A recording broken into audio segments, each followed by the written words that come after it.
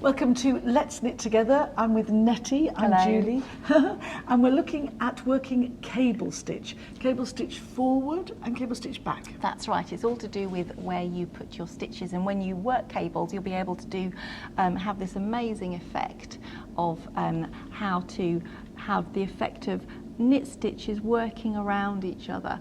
I think it's fabulous. It's a little bit fiddly, but it's well worth the effort and a good one to practice on a spare few stitches, I think. Great. It does look a bit complicated, but I'm sure you're going to make it look very, very simple. The kind of thing that you'll see in your pattern may be C4B, so it'll have a number in it which relates to the number of stitches, and the B means the stitches are at the back.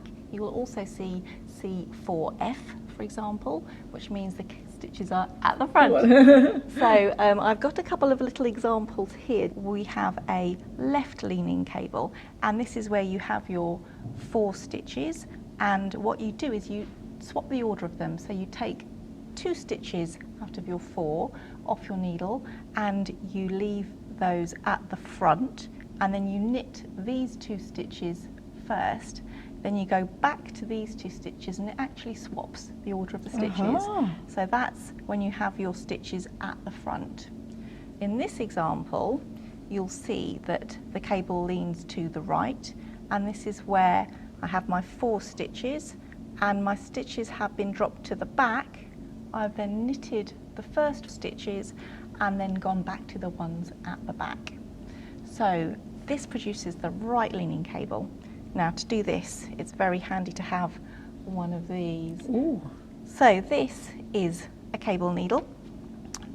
It's a spare needle. You could have a spare needle or a short double-pointed needle. Ideally the same size as the needles that you're working with already.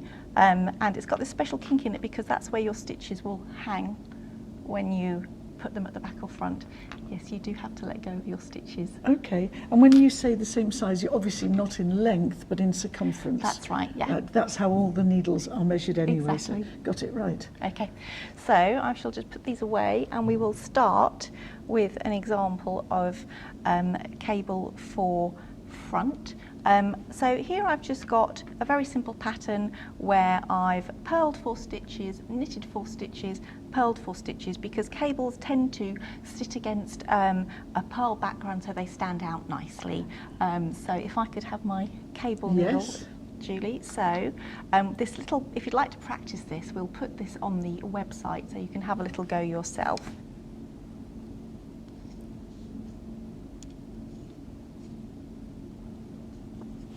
So I'm going to get up to the point where I'm going to need my cable needle.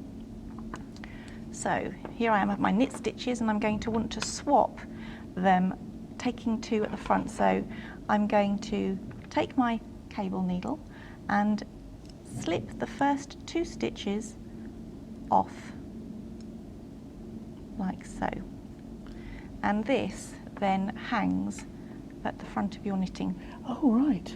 So I've inserted my 2 stitches from my left hand needle onto my cable needle, and that's now kind of just hanging there.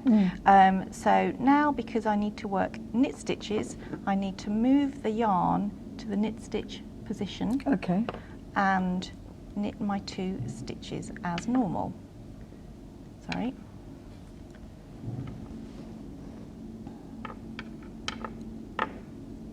So you can see there is a little bit of fiddling around with it.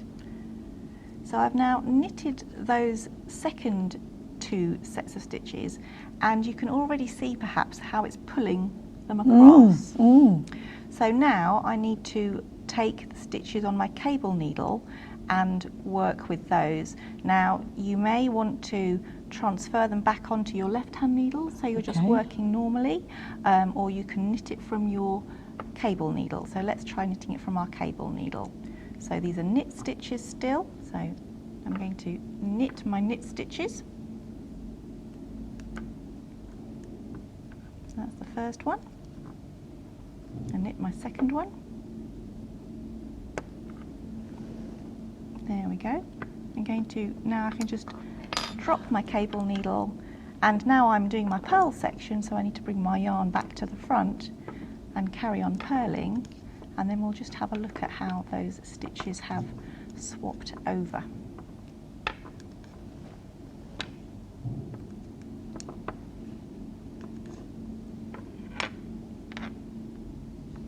So here we go.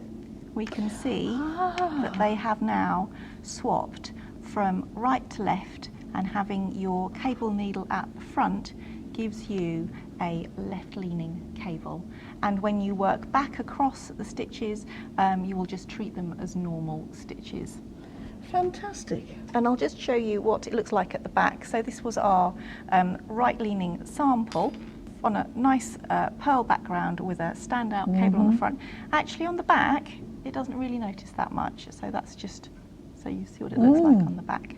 So we've had a look at cable for front, and now we're going to have a look at how to do cable for back, which is very similar. So again, I've got a little sample here with my 4 pearl stitches, 4 knit stitches, 4 pearl stitches. It's called cable for back because you're working your cable over 4 stitches. Okay. But actually you only work half of the stitches on your cable needle. So I'm just going to get to my pearl stitches. And cable for front was for a left-leaning... Yes. And so cable for back is for right-leaning. Yes. So I've got to my knit stitches here.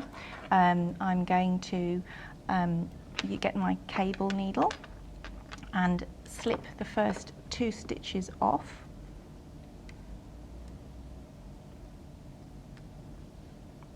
And this time, oops, if I can get on my needles to behave, it's going to hang at the back, and you can see why that little kink is quite useful in the cable needle. It's so sweet. It looks like a sort of rhinoceros animal hanging there. So, Tusks. because I'm knitting my knit stitches, I need to have my yarn in my knit position. So that's yarn at the back.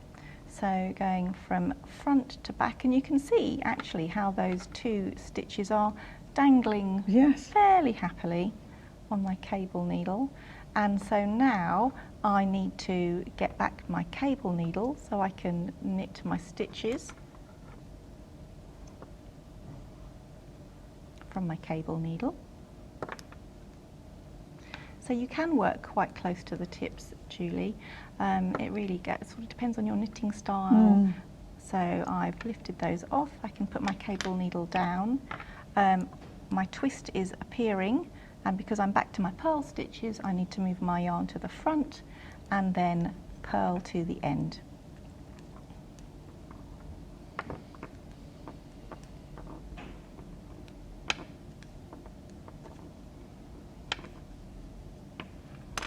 And here we can have a look at the cable for back.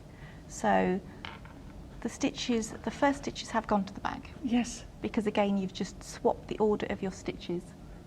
And would we need, when you continue sewing on, when's the next point that we need the cable? So the next part of this pattern, needle? you would normally do another couple of ordinary rows, 2 rows, depending how closely you wanted your twists to work together. So here I think I've done 4 rows and then a cable row and then just 4 more rows or 5 more rows, because you always do your cabling where your knit column is at the front.